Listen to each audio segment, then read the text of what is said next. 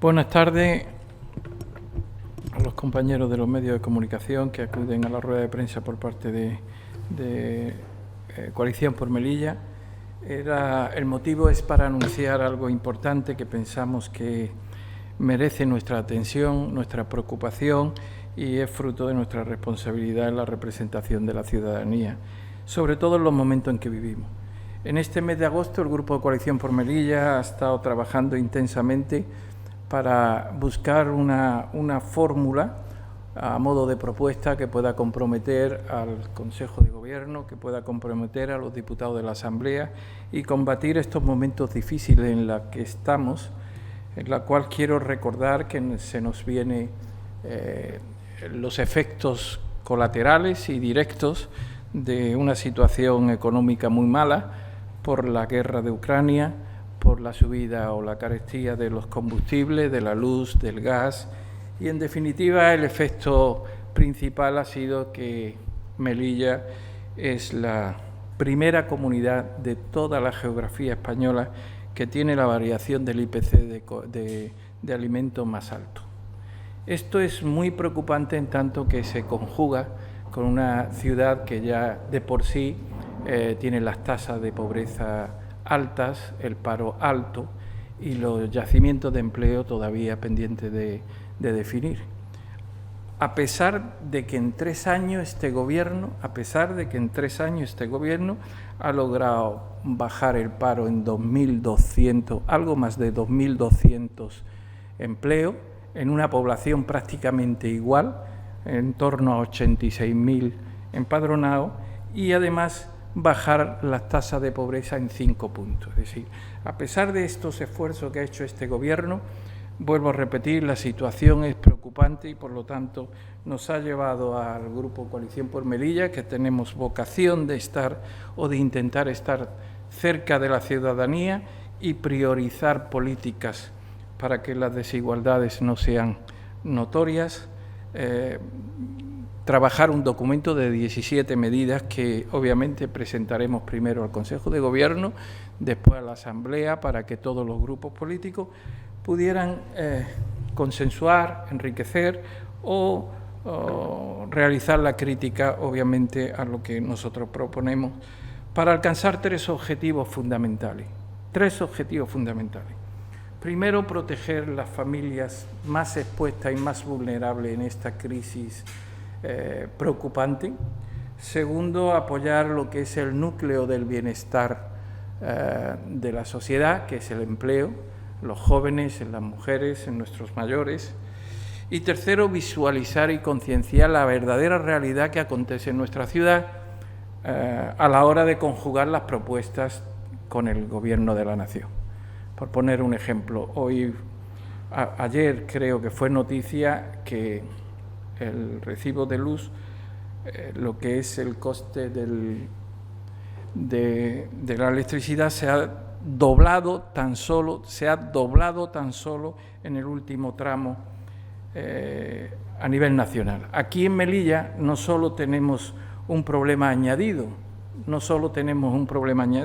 sino que además saben ustedes que los transportes son muy caros, estamos muy lejos, no solo en distancia, sino en carestía, en precio, en tasas.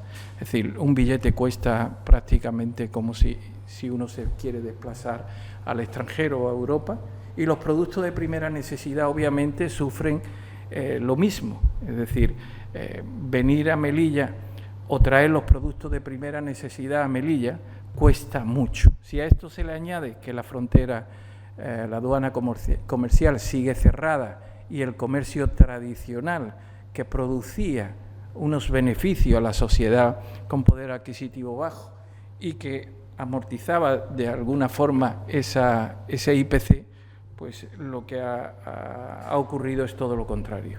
Ha favorecido el crecimiento aún más por la oleada de la guerra de Ucrania y por lo que es las condiciones de la frontera. Dicho esto, entramos de lleno a lo que significa este documento. Este documento significa que hay 17 propuestas que van en esta dirección para combatir estos 3 objetivos. Por mencionar algunas, sin detallar, puesto que nuestra cortesía o nuestra elegancia nos debe llevar a que el documento sea conocido primero en el Consejo de Gobierno, a propuesta de SPM, enriquecido, fortalecido o criticado, y después a los medios de comunicación. Pero habla sobre el suministro eléctrico, obviamente, combatir esta subida tan preocupante, lo que es el gas también, combatirlo de alguna forma para que las familias más expuestas, vulnerables, estén protegidas, lo que es el banco de alimentos, los productos de primera necesidad, lo que es el tema de transporte, el tema de transporte. Saben ustedes que el Gobierno de la Nación prometió al presidente del Gobierno los transportes gratuitos de cercanía. Nosotros venimos defendiendo esto en referencia al transporte marítimo y creemos que debemos enganchar con esta propuesta. El transporte, la subvención a los transportes de los productos de primera necesidad, lo que es la situación de aduana comercial, lo que es la situación del comercio tradicional que se venía manteniendo, para recuperarlo, lo que es, sin ninguna duda, las bonanzas que puede proporcionar un PIF, un punto de inspección sanitaria, para que productos como el pescado y la ganadería pudieran pasar, y de agricultura pudieran pasar del país vecino a nuestra ciudad. Todas estas cosas conllevarían a una situación mucho más amable, mucha más protegida, para que las familias, vuelvo a repetir, de los melillenses pudieran combatir en estos momentos difíciles esta situación que nos viene, vuelvo a repetir, de la guerra de Ucrania.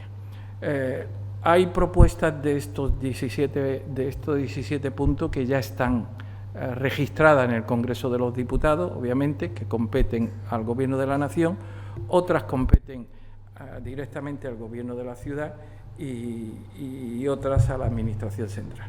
Todas ellas serán estudiadas próximamente en Consejo de Gobierno a propuesta del Grupo de Coalición por Melilla. Si hay alguna pregunta, si no, agradecer vuestra atención. Buenas. Has comentado que en estos 3 años de gobierno ha descendido el número de parados. Respecto al paro juvenil y relacionándolo con las medidas tomadas por la Consejería de Distrito, Participación Ciudadana y Juventud, de enviar a los jóvenes a la formación en Alemania, ¿qué me puede comentar? Yo creo que fue una propuesta, y es una propuesta de las más innovadoras. Llegamos tarde, si comparamos con el resto del Estado de autonomía. Creo recordar que solo el País Vasco no ha realizado estos programas. El último que se ha realizado es de Canarias. Nosotros lo hemos hecho después de introducir en nuestra ciudad lo que ha sido por primera vez el programa de distrito en referencia a jóvenes. Hemos invertido 2 millones de euros y este año, antes de que finalice, hay 1 millón más comprometido, es decir, 3 millones en política de jóvenes en formación y de estímulo en pymes. Obviamente, el programa de mandar a jóvenes fuera hay que conjugarlo con lo que se trata. Se trata de una tutela, una formación y una inserción en su propia ciudad. Es decir, desde distrito, los números en la solicitud de este programa creo que son algo más de 80, de los cuales se han seleccionado unos 20, y se estima que durante el mes de marzo-abril estarían trabajando en su ciudad. Yo creo que esto es mucho mejor para aquellos jóvenes que están dedicados, desgraciadamente, a buscar un trabajo que no encuentran, y en algunos casos inmersos en problemas de drogadicción, de venta de papelinas y de algo que es nefasto para el futuro del joven y para el futuro de nuestra ciudad. Es decir, que tendría un efecto retorno, ¿no? Sin duda, son 3 fases: tutela, formación y reinserción o inserción. Me gustaría comentarle lamentablemente por el panorama que le sucede a la ciudad, porque la huelga de limpieza que impulsaron los trabajadores hace el pasado 2 de agosto sigue adelante. No parece que vaya a haber ningún acuerdo entre empresas trabajadores. Sí, nosotros desde aquí queremos hacer dos recomendaciones y una lectura de lo que acontece. Vamos a ver, el gobierno del Partido Popular ha gobernado en esta ciudad 19 años de forma continua y conjugando mayorías absolutas del gobierno de la nación, que no es poco. Y la situación que ha llevado a los trabajadores de la limpieza en renovaciones de pliegos de condiciones del servicio de limpieza a lo largo de esos 19 años ha sido una esclavitud laboral. Es una vergüenza en condiciones de trabajo para el trabajador. O sea, ganaban por debajo del salario mínimo profesional. Pero no solo eso, sino que había sueldos de 170, 230 y 300 euros. Eso es lo que he dicho, esclavitud laboral, esclavitud laboral. Por lo tanto, analizando esto, hay que decir que lo que había no valía. Por eso CPM no quería la prórroga, quería otras condiciones, en respeto a las condiciones del trabajador. Pero bueno, tenemos vocación de que en democracia decide la mayoría. El Partido Socialista y el Partido Popular quisieron prórroga o prorrogar esas condiciones laborales, que no se engañe, no se puede prorrogar unas condiciones laborales y al mismo tiempo decir que se mejoren. Para mejorar hay que terminar con lo que había. El derecho constitucional a la huelga, con el contenido que tienen los trabajadores, no solo está más que justificado, sino que se debe respetar. No solo se debe respetar, puesto que está más que justificado, sino que se debe hacer todo lo posible y lo imposible para desconvocar esa huelga que afectaría a todos los ciudadanos melillenses en búsqueda de una pronta solución en la mejora de las condiciones laborales de los trabajadores. Y esa es nuestra opinión. Yo creo que le toca al presidente, al consejero de Medio Ambiente, que lo está haciendo, intentar por todos los medios buscar fórmulas que puedan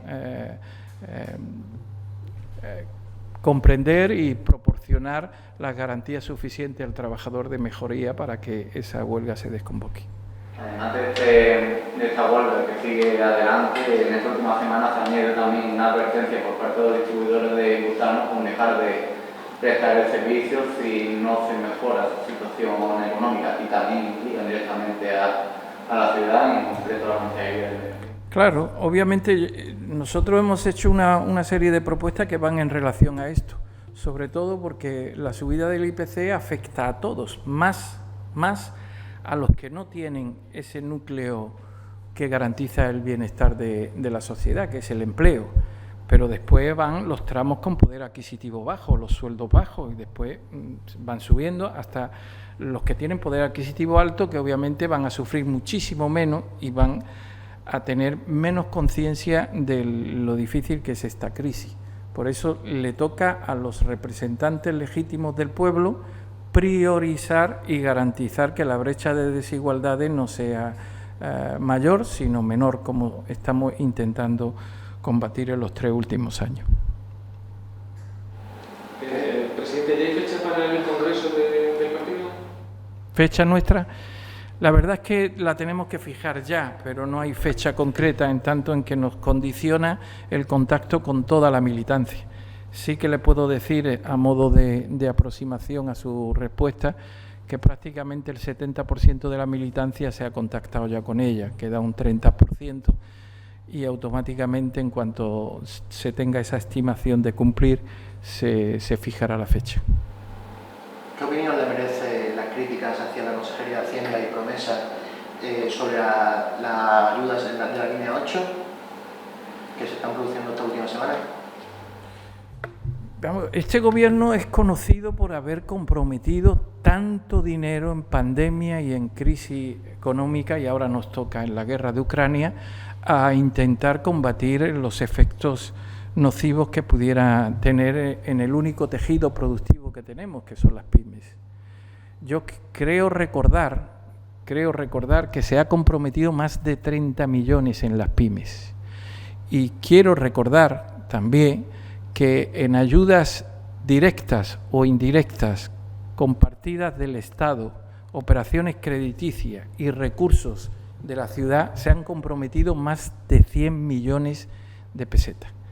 Eso es una cantidad que no solo nos sitúa en un modelo ejemplar en el territorio nacional, sino que alguna otra comunidad nos ha copiado algunos de los programas de ayuda a las pymes. Esta mañana también el Partido Popular ha lanzado, quiere presentar una propuesta de que saque, en coalición a la pregunta de mi compañero, otra línea que ayude al empresario autónomo, porque dicen que ese tope de 3.000 euros es insuficiente y que quieren compensar con una ayuda de 5.000 más. No sé si Coalición por Melilla también estaría a favor de esta propuesta y apoyaría al Partido Popular. Nosotros cuando hablamos de ayuda nos comprometemos y automáticamente antes de escuchar los apellidos del nombre de ayuda ya nos hemos comprometido. Pero quien habla de ayuda debe tener la misma actitud coherente de lo que dice y no una actitud esquizoide. ¿Qué quiero decir? No se puede decir ayudar al empresario y después votar en contra de la ayuda al empresario. Porque las ayudas a las pymes se han producido con el voto en contra del Partido Popular. Esa es una actitud incoherente, yo diría, de actitud esquizofrénica en política. Es decir, la razón va por un lado y lo que se dice va por otro lado, ¿no? Entonces, dicho esto, le diré que obviamente todo lo que sea ayuda a todo lo que sea nuestro, que es el tejido productivo de nuestra ciudad, no solo hay que mantenerlo, sino intentar mejorarlo. Yo le quería pedir una valoración sobre las dos precandidaturas del Partido Popular. Ayer conocimos que Javier Valiente se iba a postular y la de Javier. Nuestro partido siempre se ha caracterizado por el respeto exquisito a los congresos de otras formaciones políticas, ¿no? Y entonces en esto no vamos a entrar para nada, ¿no? He escuchado algunas declaraciones que las sitúo en puras declaraciones interesadas, pero que son atrevidas. He leído por ahí algo como que el mejor partido de la ciudad que defiende el mejor proyecto de la ciudad. Y digo yo, pero es que los melillenses son zombies, es que no han vivido en esta ciudad 20 años y han visto el paro después de 20 años dónde se ha situado y la pobreza dónde se ha situado y los transportes dónde se ha situado con mayoría absoluta.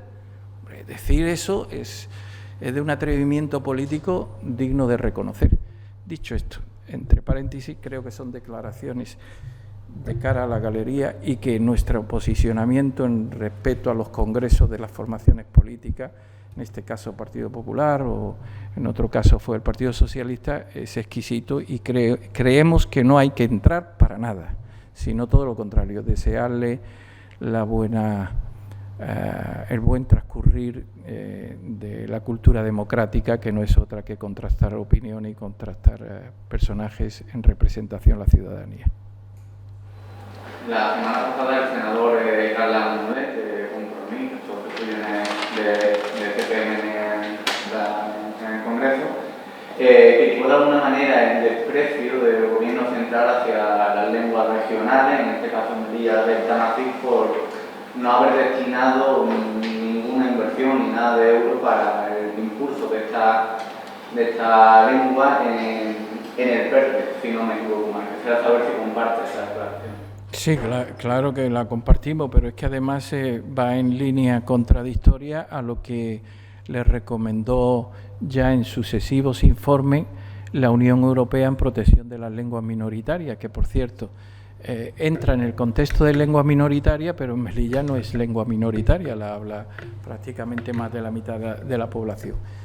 A nosotros lo que nos toca es comprometernos, ya que estamos en acción de gobierno, qué se puede hacer, y efectivamente nos hemos comprometido en este trimestre con algo muy importante en vehiculizar y acercar lo que es un patrimonio de todos los melillenses, una lengua milenaria que debería ser protegida y enorgullecer a todos los melillenses y en cambio es marginada y no se tiene en cuenta, para que las instituciones, la administración local y la administración central esté cerca de ella, o la lengua cerca de las instituciones más correctamente.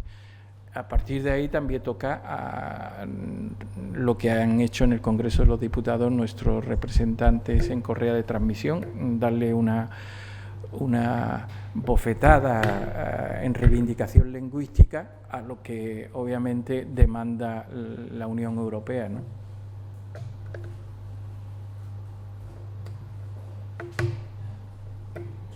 ¿Algo más? Pues muchas gracias a vosotros.